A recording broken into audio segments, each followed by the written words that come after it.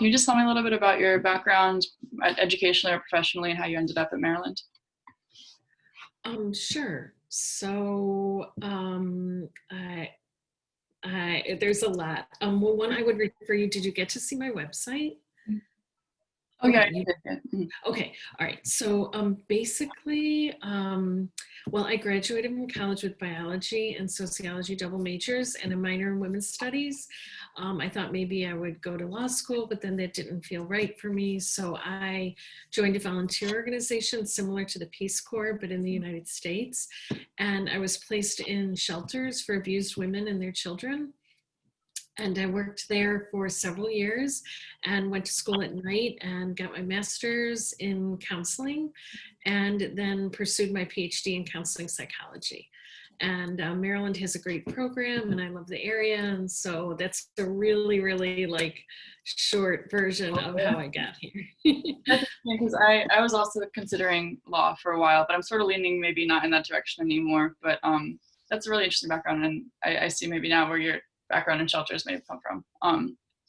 I was wondering a little bit more about the class you're currently teaching, the one I mentioned in the email. I don't remember the name of it.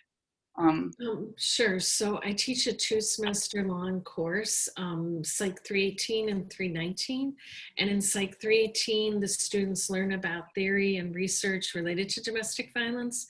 And also they learn about resources in the community. We have a number of guest speakers who either work in shelters or work to end violence against women and children. And then if the students do well in 318, they have the opportunity to enroll in 319, which is a service learning course. And in that course, we combine reflection on readings with actually going into shelters. So the students go into shelters for abused women and their children, and they work with the children in shelters. So they provide therapeutic play for children in shelter and kind of put into practice much of what they learned in 318. And it's a really amazing class because the students really reflect on like power and privilege and race and social justice, because it really becomes apparent when they work with the kids how different their lives are and how much they've been given, especially relative to the kids who are living in shelters. That's really great. Is that based in PG County, the shelter? Right now, no, we're in shelters in DC. Okay. Yeah, I was really bummed that I couldn't take that class. Like I mentioned before, I met you at I think it was a career fair possibly, and it sounded so right up my alley, honestly, and I just couldn't fit it in my schedule. But that's too bad. Are you a senior?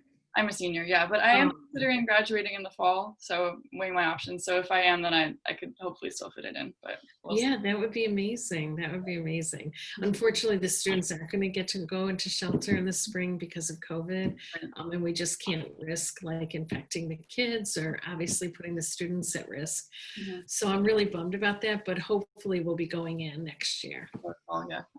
Fingers crossed if I do end up saying that I can fit in my schedule. Yeah, that would be great. It would be great to have you in the class. I think you would love it. The speakers are amazing. Like today we had Danielle Ligiero, who's CEO of Together for Girls, and they work to end sexual violence against girls and boys around the world. And she herself is a survivor of sexual violence, and so she just gave such a powerful presentation. And we've had women who work in shelters who also are survivors. One woman who grew up in a homeless shelter and now works with homeless kids. So there's a lot of like really interesting speakers and material, and I think you'd really like the class. I think I would too. I have some background working with victims of sexual violence, specifically human trafficking. I worked in Thailand for a while at a drop-in center for boys who were victims. So that's where my interest sort of peaked, and then I met with you soon after that. So it's perfect timing. It just didn't work out on my schedule yet, but hopefully. Yeah, look up the organization Together for Girls. And just like after we talk, I think you'd be super interested in their work, and that might be a good future career development possibility. The woman who came to class is Daniela Ligiero. So she's CEO of that organization. And she went to Maryland as an undergrad and then got her PhD as well. Okay, from there. I pulled up the site and I'll look at it afterwards. Thank you so much for that suggestion. Right. Did you start this class, or was it in existence before you started teaching the class? It was not in existence before I started teaching. So Lisa Goodman, who's a clinical psychologist, and I partnered with the idea that we would teach this class and help students become legal advocates for women who are abused, so go into the court system. And then Lisa decided to leave Maryland, and I changed it up a bit because my interest is more in the shelter work than legal work. And it's been running over 20 years now. So, yeah. It's going very well then. That's awesome. What's the age range of the kids at the center? Do you have any contact with kids who are involved in the juvenile justice system, or is it mostly younger kids? Well, the children range from newborns through teens.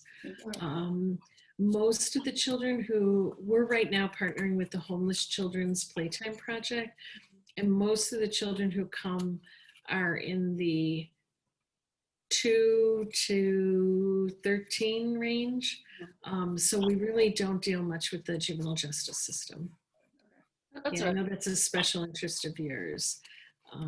That's okay though, because I'm combining the mental health side and the juvenile justice side. So just the mental health side is perfect. I was wondering though, how receptive are these kids to the mental health focused programming? And is there a background of understanding among the mothers and the children around mental health, or do you sort of introduce that to them when they come to the center? Well, so the shelters for abused women and children that we're in, they have a lot of programming for the moms and some little programming for the kids, but they will connect the moms who are interested with therapists. They all have advocates who help them like try to find affordable housing and try to find employment. But the play that we engage in is like therapeutic play. So because the students are undergrads, they're not therapists, obviously. So they can do therapeutic play. And the moms are super invested in that because they love the idea of giving the kids a chance to play. Because often when they're in shelters, they're in one room. So they don't have a chance to run around and really play. And they also appreciate helping the kids like work through their feelings, express their anger in a healthy manner, learn teamwork. So it's very well received by both the moms and the children. Do you think, so the project that I'm considering doing is sort of introducing programming like that to an existing like mentorship program in PG County. Do you, from your professional perspective, do you think that that's a good route to take, or do you think advocacy would be the most important thing to tackle first? And just raising awareness. So tell me what your project guidelines are. Right, so there's no guidelines really, that's why it's kind of difficult. We're just supposed to take a topic of our choosing and find a solution and address it in any way we choose. We can either assist an existing organization, start our own organization, raise awareness, give volunteers to an organization, but it's pretty nonprofit centered. So what I was considering was contacting an existing mentorship program, because there's lots of them here in PG County working with kids who are at risk for juvenile incarceration or who are currently incarcerated, but most of them are just leadership focused or education focused, not so much mental health focused. So I was just wondering if you think it'd be more important to take an educational approach and just raise awareness for what mental health is and build that foundation, or do you think introducing programming could possibly be effective for teens?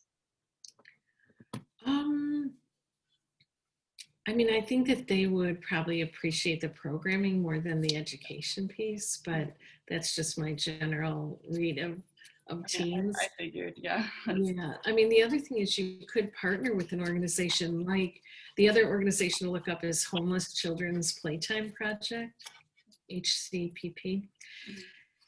And they are placed in shelters for homeless families, which include domestic violence shelters, okay? But they often are looking for help with teen programming. Like they love the idea of having college students come and do programming for teens. Right now, it's tough. So they're doing like some virtual programming, but they're also trying to introduce play that's socially distanced, and they do need volunteers. They have a very extensive application project. You do have to be like fingerprinted, have a criminal background check. I mean, they're very, very careful, and they want to make sure that the people who go in to work with the kids and the teens are not going to hurt them in any way. But sometimes, like, I guess what I have found in part for my work is partnering with existing organizations maximizes the benefit, especially if it's like a short-term thing, like a class project or something, because we can like forward their work or participate in their work, whereas starting something brand new, I think you get less benefit unless you have tremendous resources and it's going to be your life's work. So, I mean, I would just say, like, since you're asking for my opinion, what about partnering with an existing group and building on what they have, or participating in what they have and learning, like, well, what are their strengths? How could they improve? Because I used to bring the students into shelter where I would contact the shelter and I would, develop the programming. And then I found it was so much better to partner with an organization that already had those relationships. And so then when my students go in, it's like they're going into something that already exists and has a structure that I don't have to recreate every semester. Because one of my shelters that we were in, they closed because of unsafe conditions in PG County, okay? So then what do I do with the students? Oh my gosh, like, where are they gonna go this semester? So I love the idea of like lending your expertise and your ideas and enhancing what exists and learning from what exists. So I guess I would go with that. And whether I would go with programming, because I think that they would enjoy that more than just learning about mental health. And a lot of these kids are they've been in the system for a while, and so they have had some education about what that looks like, or have had family members who have struggled with mental health issues.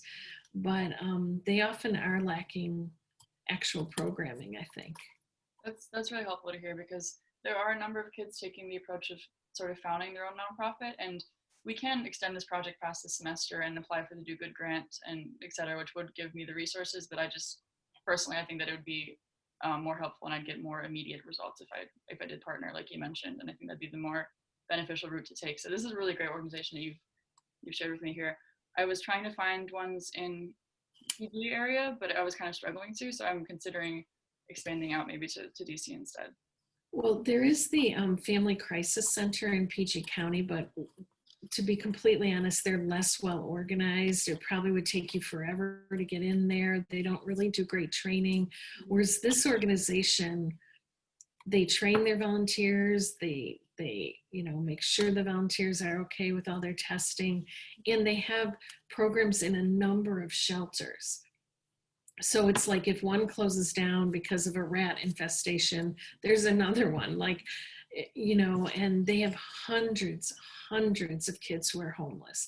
Not all are because of domestic violence. So they have a few shelters that are domestic violence, but they have other shelters that are just because the families are homeless. But it's just like a really well-run organization. And I think they are taking volunteer applications. I think they do need people to go in. So yeah, it might be, I don't know.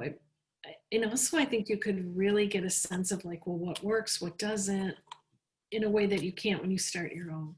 Absolutely. I have no expertise myself, so I'm definitely looking to existing organizations to learn, because I'm a student. I don't know what I'm doing, but this looks like a great organization, and yeah, they're doing a lot of therapeutic play, it seems like.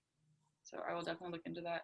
And who knows, I can reroute my plan at any point. I could end up just taking a group of UMD volunteers to this organization rather than contributing programming if they already have it. So I'm just trying to gather an understanding of what's out there right now. So this is really helpful, because you seem to know a lot about what's in this area already.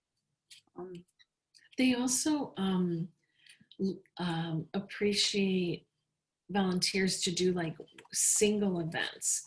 So let's say a big holiday party, or so if you had a group of Maryland volunteers who all went in and provided something really special for the kids, they're open to those kinds of things too. that's really helpful to know as well. That could be a good end of the semester sort of Mhm. activity. I guess you said that most of the kids at the center you're working at aren't involved in the juvenile justice system because they're pretty young. But if you were to sort of look at the cycle that often happens where there's childhood trauma, which leads to mental illness, which often leads kids to incarceration, where do you think prevention would work within that? Or where do you think prevention would be most effective mental health focused prevention in that cycle? Well, I think early on, like providing the children, even in like elementary school, with helpful mental health resources, I think, just providing kids with homes would be a good intervention. Providing parents with livable wages, eliminating domestic violence within the family could make a huge difference in terms of their movement into the criminal justice system. So I think I think so much is about homes, eliminating poverty, providing livable wage, and then that trickles down, I think, to mental health. And also the mental health of their parents, I think, plays a huge role in their struggles. So I think there's so many like systemic changes that are really important. Racism, eliminating racism, sexism, so that women can make equal pay. So I think that like those systemic resources would have the greatest influence. But Together for Girls, you'll see, look for their, when you look at their website, look at their Inspire interventions. So what they've done is they've looked at what research says is most effective in terms of interventions for kids who have experienced sexual abuse. And they have 7 different interventions that go along with, INSPIRE.